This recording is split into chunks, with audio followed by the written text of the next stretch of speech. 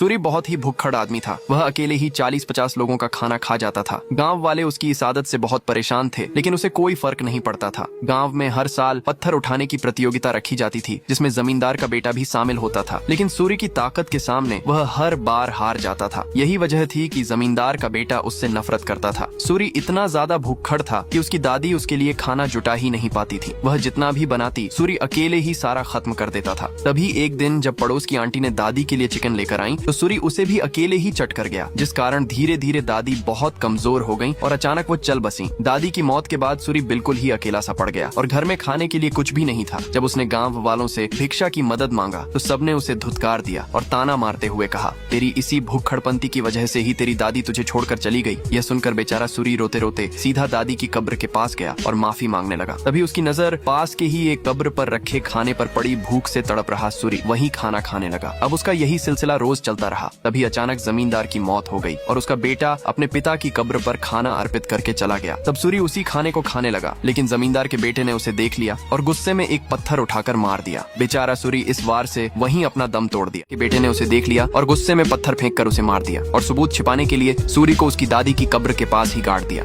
अब करीब 200 साल बाद राकेश नाम का लड़का एक नींबू लेकर गलती से उसी जगह पर बैठ गया जहाँ पर सूरी को दफनाया था। तभी सूरी की आत्मा उसी नींबू के अंदर समा गई। अनजान राकेश उस नींबू को लेकर घर आ गया, लेकिन जैसे ही रात के 11 बजते नींबू से सूरी की आत्मा बाहर निकलकर घर का सारा खाना खा जाती। ये देखकर सभी दोस्त डर के मारे घबरा जाते। उन्हें लगता है ये सब किसी जंगली जानवर का काम होगा, लेकिन अगली रात भी यही होता है। इसीलिए पांचों दोस्त मिलकर सीसीटीवी लगाते हैं ताकि उन्हें पता चल सके कि आखिर ये सब कौन कर रहा है। अब जैसे ही रात के 11 बजते सूरी की आत्मा राकेश में प्रवेश कर जाती और राकेश वही खाना जाकर खाने लगता। ये सब देखकर चारों दोस्त राकेश पर बहुत गुस्सा करते। अब जैसे ही रात के 11 बजते सूरी की आत्मा राकेश में प्रवेश कर जाती और राकेश वही खाना जाकर खाने लगता। ये सब देखकर चारों दोस्त राकेश पर बहुत गुस्सा करते, लेकिन तभी राकेश पूछता है, मैंने तो सिर्फ आज ही खाया, पर पिछले 2 दिनों से कौन खा रहा था। ये सुनकर सब शांत हो जाते हैं। अगले दिन पांचों दोस्त एक नई योजना बनाते हैं। वो सबके सामने बिरयानी रखकर 11 बजने का इंतजार करने लगते हैं। जैसे ही 11 बजते हैं, अचानक नींबू बाहर निकलकर रवि में प्रवेश कर जाता है और वह बिरयानी को जमीन पर रखकर सूरी की तरह खाने लगता है। ये सब देखकर बाकी दोस्त डर से कांप उठते हैं। रोज रोज के टॉर्चर से परेशान होकर प्रणोद नींबू को शहर से दूर फेंक आता है ताकि वो भुक्खड़ आत्मा फिर न लौट सके। लेकिन जैसे ही प्रणोद घर लौटता है, वही नींबू फिर चारों दोस्तों के सामने अचानक प्रकट हो जाता है। नींबू को वापस से घर में देखकर सभी दोस्त डर जाते हैं, लेकिन तभी उनमें से एक दोस्त गुस्से में नींबू को उठाकर बाहर फेंक देता है और फिर घर के सारे दरवाजे बंद कर देता है। उसी समय एक बूढ़े आदमी की लाश गाँव वाले ले जा रहे होते हैं। वही नींबू उसी लाश के ऊपर जा गिरता है और सूरी की आत्मा उसके अंदर चली जाती है और अचानक वही मृत बूढ़ा जाग कर उन्हीं पांचों दोस्तों के घर पहुंच जाता है और जमीन पर सारा खाना उड़ेल कर बिल्कुल सूरी की तरह खाने लगता है। बेचारे पांचों दोस्त उस आत्मा से बहुत ज्यादा परेशान हो जाते हैं। अब पांचों दोस्त सूरी की भूखी आत्मा से पीछा छुड़ाने के लिए वो एक साधु बाबा के पास जाते हैं।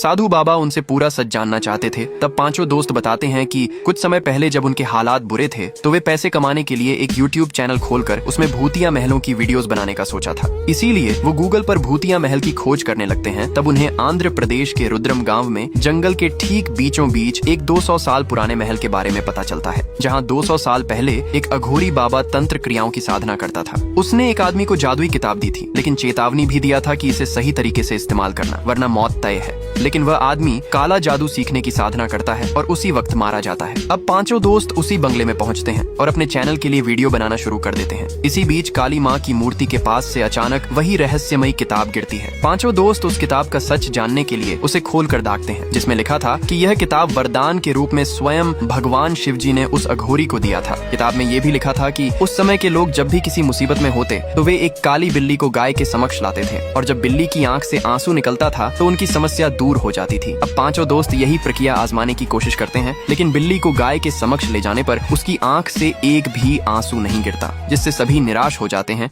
अब पांचों दोस्त बिल्ली को गाय के समक्ष ले जाने पर उसकी आंख से एक भी आंसू नहीं गिरता, जिससे सभी निराश हो जाते हैं। लेकिन फिर उन्हें एक दूसरी विधि का पता चलाता है, जिसमें अगर रात के समय श्मशान पर नींबू हाथ में लेकर मंत्र का 8008 बार जाप किया जाए तो हर इच्छा पूरी हो सकती है। लालच में आकर वे सचमुच श्मशान पहुंच जाते हैं और जाप शुरू कर देते हैं। लेकिन सुबह होते ही गाँव वाले उन्हें पकड़ लेते हैं और काला जादू करते देख गुस्से में पीट पीट कर उनकी लाल कर देते हैं। अब पांचों दोस्त उस किताब की झंझट छोड़कर अपने अपने काम पर फोकस करने का ठान लेते हैं और प्रणोद अपने ऑफिस चला जाता है। लेकिन जब प्रणोद शाम को अपने घर वापस पहुंचता है तो देखता है कि घर का सारा सामान इधर उधर बिखरा पड़ा था और उनका बनाया हुआ खाना भी किसी ने सफा चट कर दिया था। यह सब देखकर प्रणोद को बहुत गुस्सा आता है और वह अपने दोस्तों के पास जाकर सबको उठाता है। लेकिन वो भी घर का हाल देखकर हैरान रह जाते हैं क्योंकि सब लोग रात भर न सोने की वजह से दिन में सोए हुए थे। फिर सभी मिलकर घर की साफ सफाई करते हैं और बाहर चले जाते हैं। लेकिन जब वो वापस से घर आते हैं तो देखते हैं कि दोबारा से किसी ने उसका सारा खाना खा गया है। ये सब देखकर सभी डर हुए ही थे कि तभी वही महल से लाई हुई किताब ऊपर से गिरती है।